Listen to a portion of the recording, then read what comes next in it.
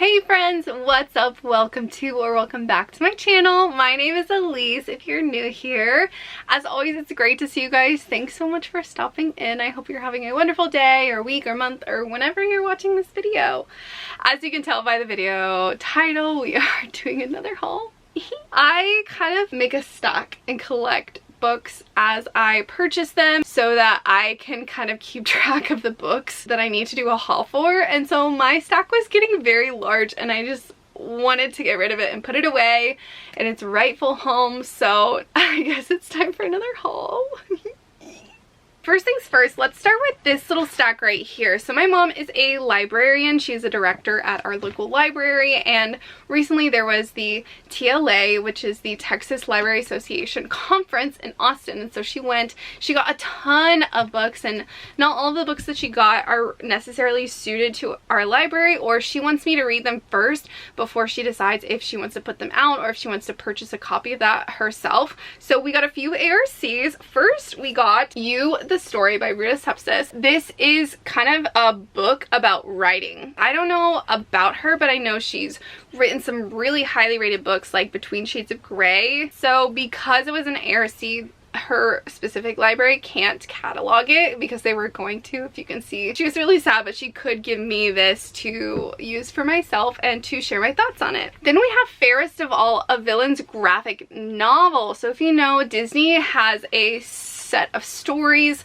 that are told from the villain's perspective. Fairest is the one from the evil stepmother's, I guess Snow White's, the evil queen's perspective. This is a graphic novel of that story, so how exciting. It's set with like green and black and white, so that's pretty interesting. I've read part of that story, not all of it, but it'll be interesting to see in graphic novel form. Then we have The Queens of New York by E.L. Shen. I haven't heard of this author, but look at how gorgeous that cover is. It is a young adult story. So these girls are best friends, inseparable. They grew up in New York together, but this summer they won't be together.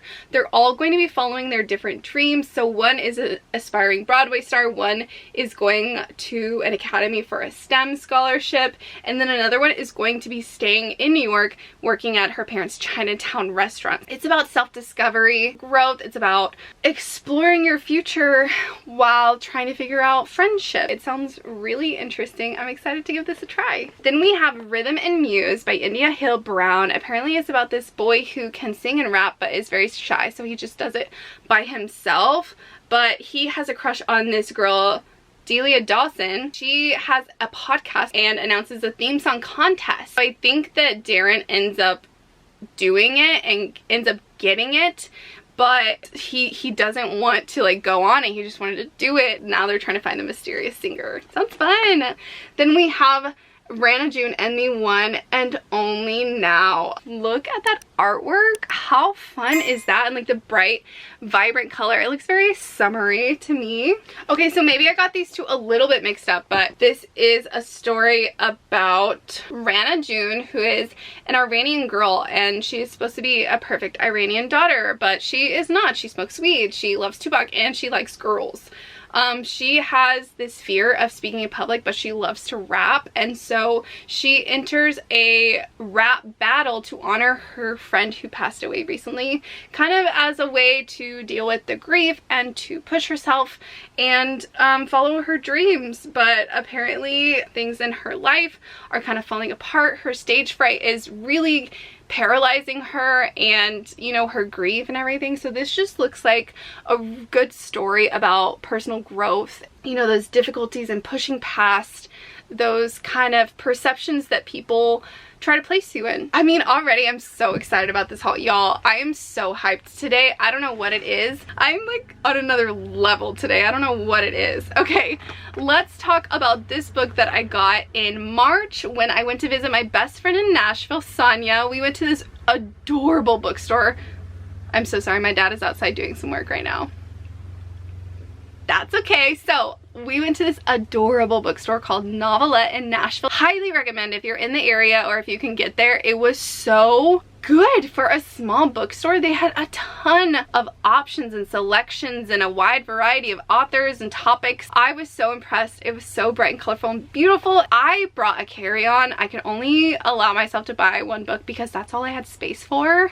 And I ended up getting 7 Days in June by Tia Williams. I've heard so many good things about this story. Apparently it's a second chance romance, which lately I have been loving. I love that the characters are a little bit older because I've been kind of gravitating towards that a little bit more. Apparently Ava is a single mom and she's a best-selling erotica writer. Okay, girl, slay. And Shane is a Reclusive Award-winning novelist. So they're both authors. I love this so much already. They kind of meet each other again after 15 years or something like that, and have secretly been writing to each other in their books ever since. Oh my gosh, I don't want to read more. I want to go in as blind as possible, but wow, this looks so fun. I'm so excited to read this. Definitely going on my summer TBR. Okay, this month I am going to an event for Christina Lauren's launch of the True Love Experiment. I'm literally so excited. And guess who is like the MC for the event? Guess? Allie Hazelwood. So I get to meet Christina and Lauren and Allie Hazelwood in one event. I'm so stoked. But there are a few of Christina Lauren's books that I haven't read yet. Well, first, I have read The Soulmate Equation, which is why I'm going to the True Love Experiment launch, because it's their companion novel. But I read it on ebook, and so I wanted to get my own book, reread it, and annotate it before I go, and then maybe they'll sign it for me at the event. We'll see. So excited. This is kind of like a sci-fi romance where there's this application that takes your DNA and then they match you with people, and like, I don't know if it's in your database or like specific people, but it gives you like a percentage match of how well your relationship is going to go, or like how well matched you are. And this woman, she gives her DNA, thinks really nothing of it, and ends up getting matched with the owner and like creator of the company. And so she does not want to be in the limelight. She's a single mom. She wants to protect her daughter, but they do offer her quite a bit of money, so they do fake dating. She has like is very particular about when they date and everything, but of course it's a romance book, and that's all I'm gonna say. I loved this. I read it a few years ago and gave it 4.57 stars. 4.75 stars. Words are hard. So I'm really intrigued to see how I feel about it when I reread it. Then we have another Christina Lauren book that I ordered. I ordered both of these on Amazon when I had a gift card. This is Autoboyography. This book is a young adult contemporary romance about this boy who is bi, and so he's finally like kind of accepted his identity. He's accepted in his high school, but then his family moves him elsewhere, and he just wants to coast. He doesn't want any attention drawn to himself, but his friend convinces him to get into this prestigious program where they write a novel in 1 semester. So he does, just kind of like prove her wrong and be like, I can do this fine, and ends up one of the mentors who did this program the year previous. So I guess he's probably like 18 or 19.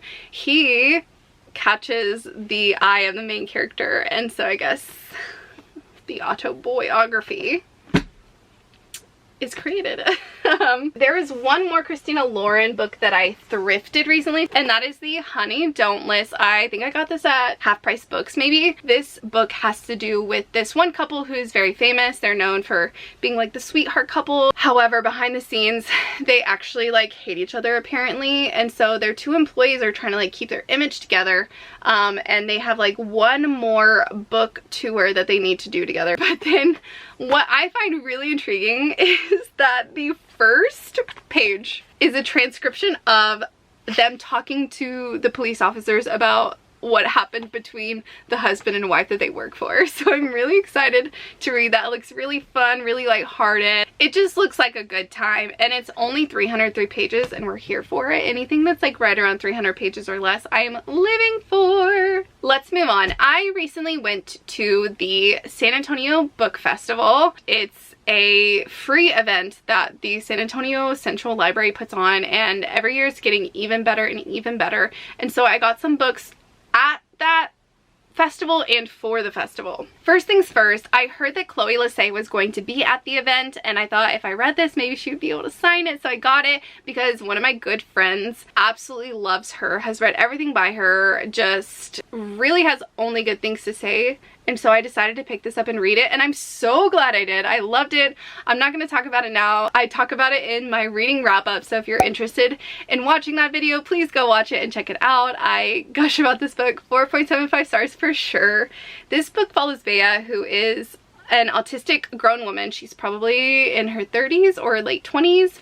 And then also Jamie, who has severe anxiety. Bea's sister's fiance is roommates with Jamie, so at a party and a little bit after that, they kind of start trying to match these two together and push them together despite their very terrible first impression and first meeting. It's really funny. I don't want to tell you because I mean, I had such a good time reading it and I want it to be a surprise for you. These two are like not on good terms.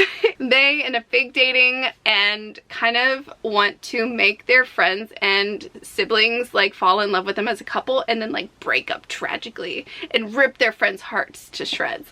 Obviously things don't go as planned.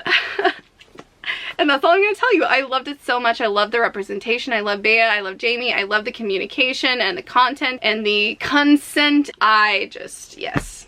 And I got to see Chloe Lissay at the San Antonio Book Festival, and she was so well spoken. I am obsessed with her, and I want to read the rest of her books whenever I get the chance. Then we have one more book from the San Antonio Book Festival. I bought it there actually before it was released. I just realized that. Ender and Santi were here. This is about there's a lot going on in this story. First off, it's by Johnny Garza Villa, who I also saw at the San Antonio Book Festival. He was also very well spoken, or they were also very well spoken. This book has to do with I believe, teenage boy who lives in San Antonio, which is very close to where I currently live, and I'm in there all the time. He works at his family's restaurant, and then this boy, he comes and is an illegal immigrant. And so I think it dives into love and romance and acceptance and queer identity and politics, you know, because it's a tough topic. I don't want to get into it because there are some people who do things illegally and who do take, and then there are some people who try to do things legally and things are so difficult for them, even though they're trying to do it the right way. I don't want to get into it, but it is a topic close to home for me, and so I'm very interested to read this book and see how I feel about it. Also love this artwork. Stunning. Speaking of the San Antonio Book Festival, I had saved a bunch of money. I was so excited about it, and then that was the only book that I was able to purchase at the festival because all of the other books I wanted sold out, or they just didn't have the books that I thought might be there. So I took the money I saved and did a shopping haul vlog at Barnes & Noble. So I will link that down below and up here for you guys to check out if you want to. So let me just briefly go over what I got. I got Call Me By Your Name by Andre Asiman. I hope I pronounced that correctly. We have The Float Plan by Trish Dollar probably. All My Rage by Sabaa Tahir. Very highly anticipated read for me. The Electric Kingdom by David Arnold. Hooked by Emily McIntyre. I'm so excited for this because I've been looking for this physically for a long time, and it's always sold out because this is the first one in the series, and I just prefer to read them in order if I can.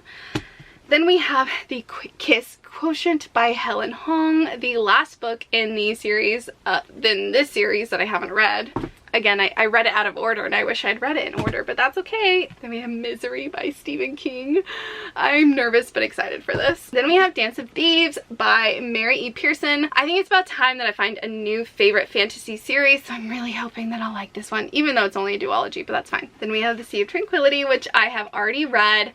I had read it beforehand, but I knew I was going to talk about it a lot. I loved it. I want to annotate it, so I went ahead and bought this book. This was a 5-star read for me.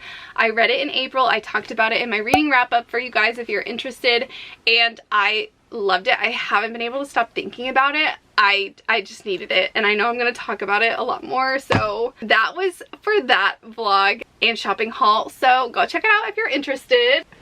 I have a problem. I work close to a Barnes & Noble and half-price books, so sometimes when it's been a rough day or I just need something to calm my mind, I will go and walk around Barnes & Noble and half price books. Probably not my best idea, but not the worst in the world. So one day I was walking around half price books and I saw this box set of this series and their paperback, which I loved. I'm a paperback girly through and through. So this is the Twisted Tale series, and instead of being like the villain series like this one is, instead it takes these Disney stories and is like, but what if? So for this one, as old as time, it says, what if Belle's mother cursed the beast? For Once Upon a Dream, it says, what if Sleeping Beauty never woke up?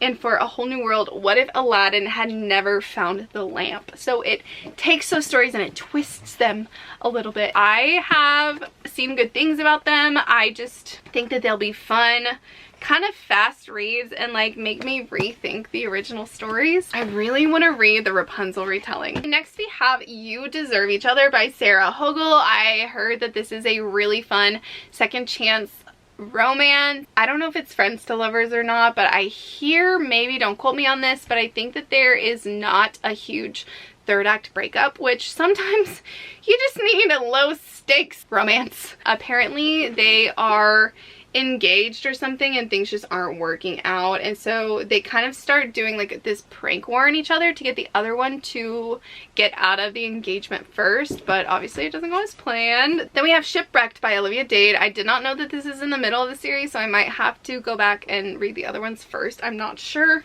But we have two actors who did not know of each other. They had a night of romance together and then find out the next day that they're working on a really popular TV series together for like the next 6 years. So this guy's been waiting because he knows that she doesn't want to do that kind of thing with each other while they're working, but then whenever the series like ends, he is going for it. Then we have Angelina Frankenstein Makes Her Match. This is a twist on Frankenstein. It's Frankenstein's sister who is lonely. She sees people around her with love and romance, and so she creates her own Frankenstein man to love her. But when he wakes up, he's like, I don't know, I don't have a memory. I don't know if I had a wife or a family, and I can't be with you unless I know, and like know that I don't have that. So they go on this journey to like prove and show him that he doesn't have a wife and family. And then I guess they go on a bunch of adventures and misadventures. Then we have Furyborn by Claire Legrand. I have had this on my TBR for years. I'm so excited to finally have it. This plot has a lot going on. I do know that there are like two queens, two different timelines, tragedy, and somehow their lines cross and are intertwined. Fantasy? Did I say fantasy? I think there's a subplot of romance too, maybe. Then we have Love in the Time of Serial Killers by Alicia Thompson. I often listen to the podcast, the Happy Writers podcast by Melissa Meyer, who is also the author of like the Renegades and the Lunar Chronicles, and so she does this like writing podcast, and this author was on it and talked about this book and it sounded so fun. So we have the main character Phoebe Walsh, who is obsessed with true crime. She recently lost her father and apparently moved into his house to get it all cleaned up and get everything figured out, but is low-key convinced that her neighbor in this house is a serial killer based on some of his actions and activities and the way he does certain things and her knowledge of true crime. It says, Phoebe realizes that Sam might be something much scarier, a genuinely nice guy who can pierce her armor to reach her vulnerable heart. So it sounds like one thing, but it's actually like a romance. I went to Barnes & Noble to find this book. They didn't have this book, but then I saw this book thinking it was another book. I actually thought this was Wives Under the Sea or something like that, and ended up thinking this was it. I don't know why. Got this. Not mad that I got this. I'm very excited to read it. This is a story about hardship, strong women, about generations. I literally just got done talking about this in my previous video, but for some reason I can't remember how I explained it, so I'll just read you the tagline. From 19th century cigar factories to present day detention centers, from Cuba to Mexico, Gabriela Garcia's Of Women and Salt is a kaleidoscope portrait of the betrayals, personal and political, self-inflicted and those done by others, that have shaped the lives of these extraordinary women. Okay, two more recent purchases. We have Bear With Me Now by Katie Shepherd. This was released the last Tuesday in April, so that was the 25th of April. This one looks really fun. It's about this one guy who recently lost someone in his family. He's also an executive at a business, and he's just been having a bunch of anxiety attacks. So his sister or someone in his life encourages him to go on this wilderness retreat, and he does. And like on one of his first days, he goes out for a walk and ends up getting attacked by a bear. So this lady, like one of the directors or the workers there, ends up saving him and comes to mean a lot to him. And so it deals with anxiety and grief, and also has some like lighter, funnier moments in it, which are becoming my favorite kinds of novels. Then we have, of course, the Queen Emily Henry and Happy Place. I'm so nervous to read this because I've seen so many people saying wonderful things about it, but like also sobbing. Am I ready to sob? I don't know, but I wanted to get it and support Emily Henry. I honestly can't tell you what this is about. I don't want to know what it's about. I just want to go in blind. It's Emily Henry. She's a one-click author for me. I support the queen and savior of romance, and that is Emily Henry. So Happy Place. Let's talk about some books that I thrifted recently. I thrifted The Selection. God bless Kiera Cass and The Selection, because this got me out of my reading slump last month. I've read the series. I love it so much. If you don't know what The Selection is, it is a young adult kind of dystopian novel almost, set in the future of America. Let's just say the states are no longer states. There are lots of areas, and it is ruled by a monarchy now. The prince is coming of age, and they usually have the prince marry a common woman to please the people and to make the ties stronger with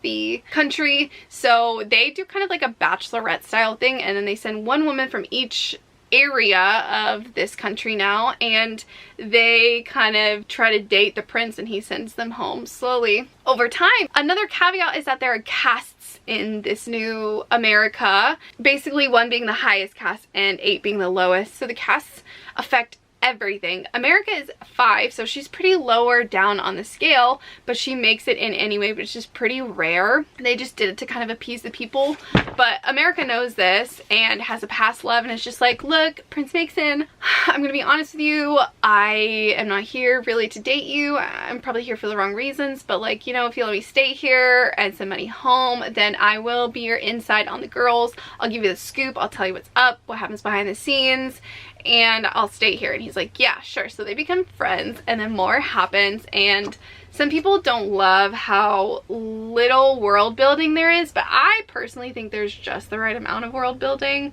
Some people don't like America. I love America, not in the second book, but in the first book and third book. I love her. I'm so excited to have this and collect it. I also found The Hating Game by Sally Thorne. I hate the movie poster version, so I've been looking for this version or the other one where they're like facing each other with little angry swirls. So I found this one. I'm happy about it. The Hating Game is a very fun workplace enemies to lovers romance novel. Lucy, the main character, is very quirky. Joshua is very aloof, turns out to have a little bit more depth than we give him credit for.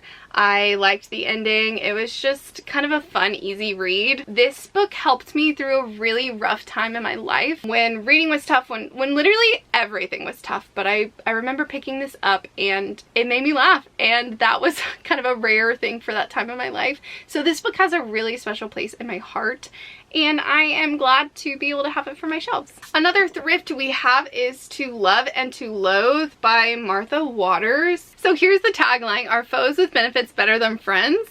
So apparently we're talking about Diana, Lady Templeton, and Jeremy, Marquis of Willingham, who are kind of high in society. It appears that they kind of have a rivalship, if that's a word. It is now. Jeremy gives Diana a wager that Diana has to marry within a year or will forfeit 100 pounds. So she's already kind of like at odds with this guy. But then he comes to her after his mistress unfavorably criticizes his skills in the bedroom, and he's like, help me please. So I guess they have a little friends with benefits, rivals to lovers situation in a historical romance. I'm excited to give this a try. Okay, this book I saw and it caught my attention. I've never heard of it before. It's called Windfall by Jennifer E. Smith. The main girl, Alice, has been in love with her best friend for a while, and it's his 18th birthday, so she gets him in a lottery ticket and confesses her love for him on the lottery ticket that she gives. Apparently he wins. He wins a lot of money. This book deals with the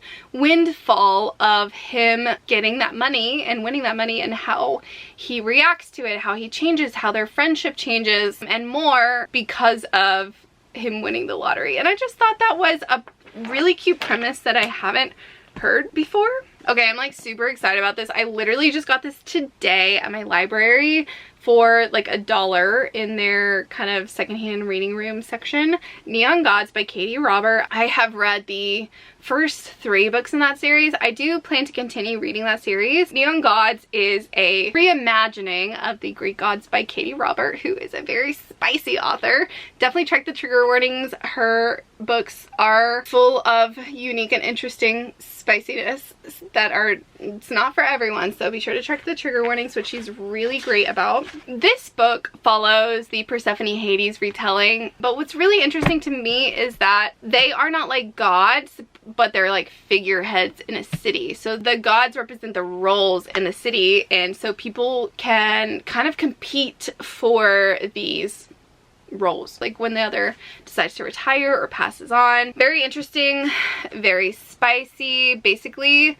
Zeus wants Persephone for himself, and so Persephone runs away and somehow ends up on the southern side of the city, which is protected by Hades, and so they do kind of like a fake romance, fake dating, so that Zeus won't want Persephone, and then they get kind of embroiled in even more complicated politics than that. Then another thrift is A Touch of Darkness by Scarlett St. Clair. So excited for this. Another Hades Persephone retelling. I'm obsessed with Hades and Persephone. I love them so much.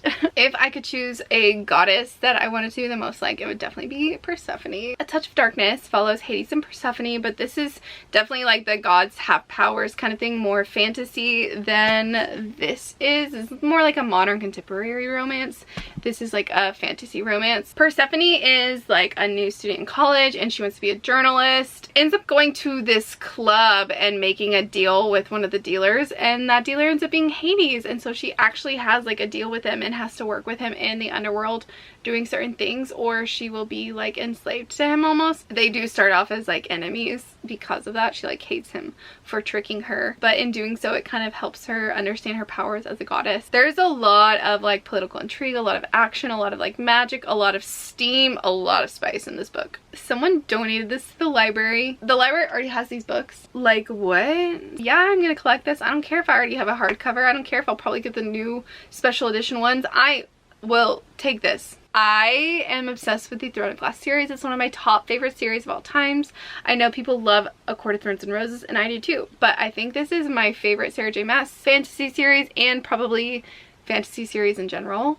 So I will collect all of the ones that I can of this. If you don't know about the Throne of Glass series, it follows an assassin named Selena. She is kind of recovered out of slavery for a reason that you can find out in the prequel if you are so inclined.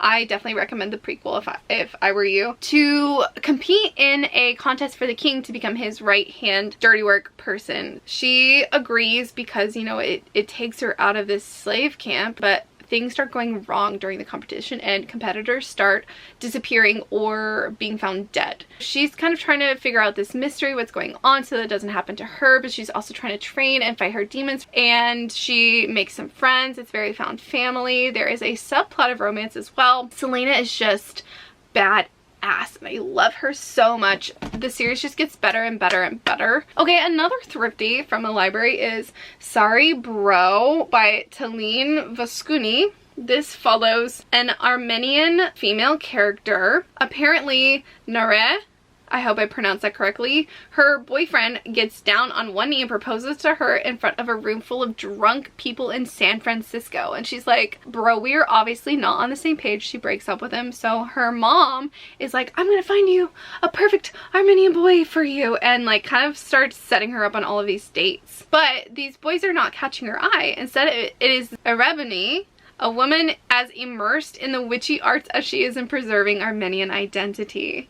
And suddenly Eribone becomes her wing woman, but each time it feels less and less like wing womaning. Eribone helps Nar see the beauty of their shared culture and makes her feel understood in a way she never has before. But there's a teeny problem.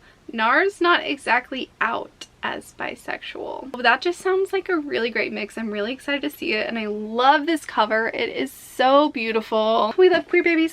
Another Hades Persephone thrifty that I got is Promises and Pomegranates. I'm literally obsessed with Hades and Persephone. I don't know what this is about beyond that it's a Hades and Persephone retelling, and it's spicy, and I've seen this on Spicy Book Talk, so that's all I can really tell you. I'm here for it. Almost done. We have Julie and Julia. I know they have a movie adaptation about this, about a woman who was kind of having a hard time. She was nearing 30 in a dead-end secretarial job, and so she decided to reclaim her life by cooking all of Julia Child's legendary Mastering the Art of French Cooking recipes. 524 recipes in 1 year. That was her challenge to herself. And so along the way, she kind of gained an unexpected reward, respect for living and cooking and learning to live her life with gusto. And so I thought that this would be pretty funny. I've heard good things about it. Very reflective, and I think that's really nice every now and again. Then we have The Finnish Way, Finding Courage, Wellness, and Happiness Through the Power of Sisu or Shisu by Katja Pantsar. This is a nonfiction book where it's talking about the Finnish way of living life to the fullest, basically, by focusing on nature and getting outside, moving and being in the forest and healthy eating, and the gift of Shisu, which is the Finn special form of courage, grit, and determination. It's pretty short, so I'm hoping that I can kind of like just read a little bit here and there as we go. And then the last stack of books for you guys. Yes, I'm going to present it as a stack because I thrifted this whole thing. You guys, what? I have read almost all of this series except for The War of Two Queens because Jennifer L. Armentrout loves to end on cliffhangers, and I was sick of the cliffhangers. I couldn't take them anymore, so I decided to wait until all of them are out to reread them. I am excited to reread these and to own them and to have them look so beautiful on my shelves. I wanted to talk about a few of the ebooks that I have purchased as well. There aren't as many as normal. I've really been trying to scale down and borrow from Libby if I can.